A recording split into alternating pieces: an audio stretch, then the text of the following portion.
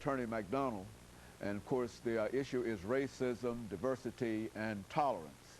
And I think, Attorney McDonald, we promised that we would allow you to continue this discussion of superiority, inferiority, and I think it's a subject that is certainly worthy of a discussion, because we find so many people today without any real idea exactly where that places them in reference to their thoughts and their beliefs in reference to these concepts. Sure, I'll be glad to. You know, right before we went on break, we were talking about what happened with, again, over 6 million Jews during World War II.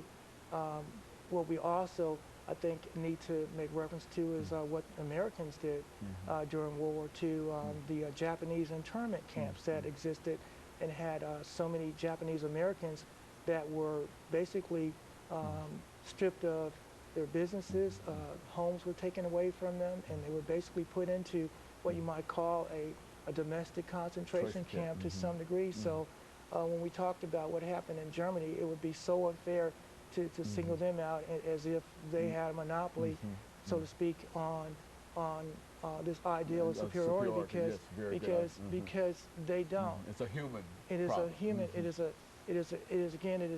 part of the human condition, and you see it not just related to groups that are different in terms of race. You see it in terms of religion. You see it in terms of economic status. You also see it occurring within races. One of the things I find fascinating is, for example, this whole idea that during the late 1800s and early 1900s, there were schools that were established for blacks, and had something that was called the brown paper bag test. And the idea that if you were darker than that brown paper bag, you're not admitted to those schools. Well, that is a issue related to tolerance. And it is a type of racism, again, that exists within a race. Within a race. And so when we talk about tolerance, it clearly goes beyond the traditional types that we tend to think about. I think what's important, again, is that we start to recognize that it is a problem and have dialogue like this that will permit the issue to be brought to the forefront. It's one of those things that's almost like taboo. You talk about it behind closed doors, but the reality is that it exists out in the public today. How do you teach your young people, or your children, respond to someone who has a disability, and recognizing that if someone is disabled, that doesn't mean that they don't lack the capacity, ability to do other things.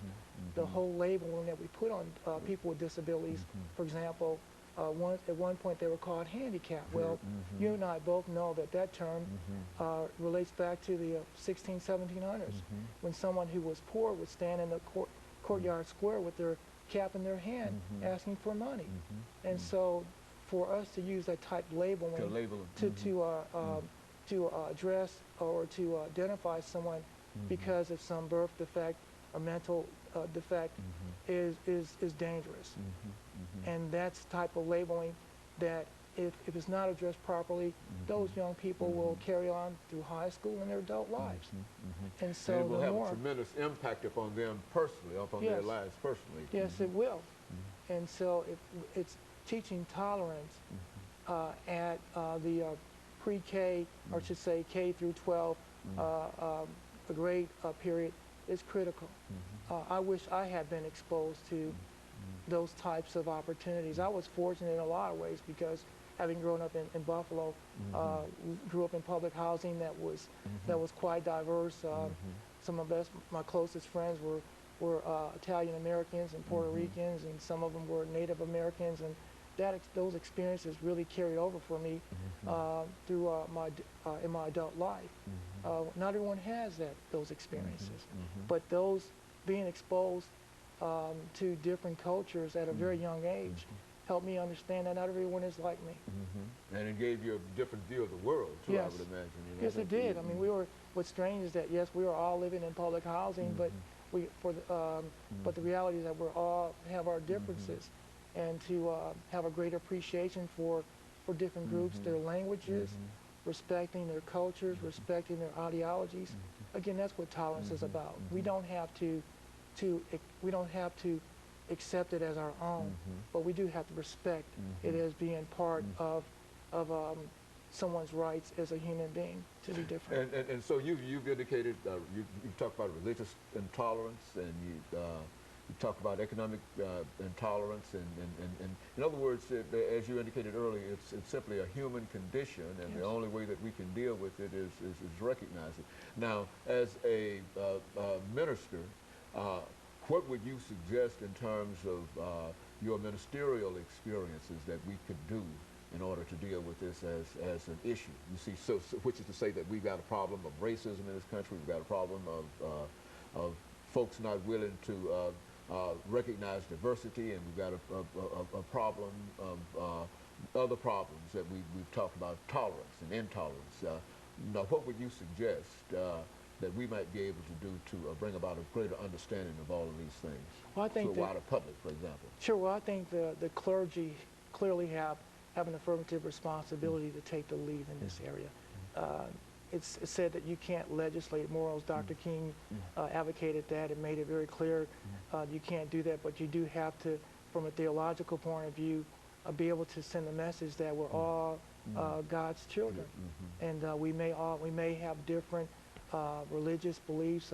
One may believe in the Quran, one may believe in the Torah, one may believe in the Holy Bible, one may have some completely different understanding about what the Supreme Being is. And there may be someone who is an atheist who doesn't believe in the Supreme Being at all.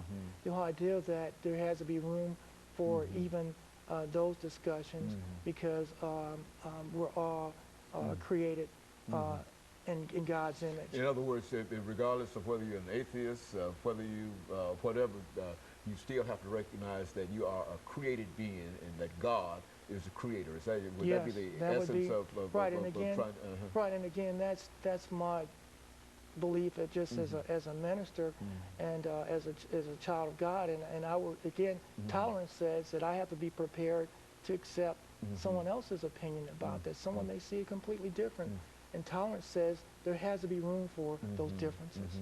But there is no room for the fact that all of us are created beings, and that God is that there is a creator in terms of dealing with this intolerance and intolerance. Right. Well, let me, I guess, maybe state it in a different way. Regardless if you believe in there being a higher order or not, we're here on this planet. This is the only place that we've seen that scientists have been able to tell us that is able of sustaining life in this universe, and therefore we've got to figure out a way to live together.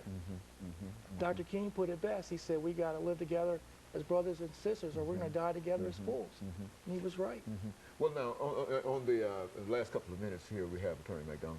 On the eve of the 21st century, what would you say to our audience this morning in reference to these three issues, racism, diversity, and tolerance? I mean, what would you say in terms of their responsibility in terms of trying to bring these ideas or concepts into their own lives?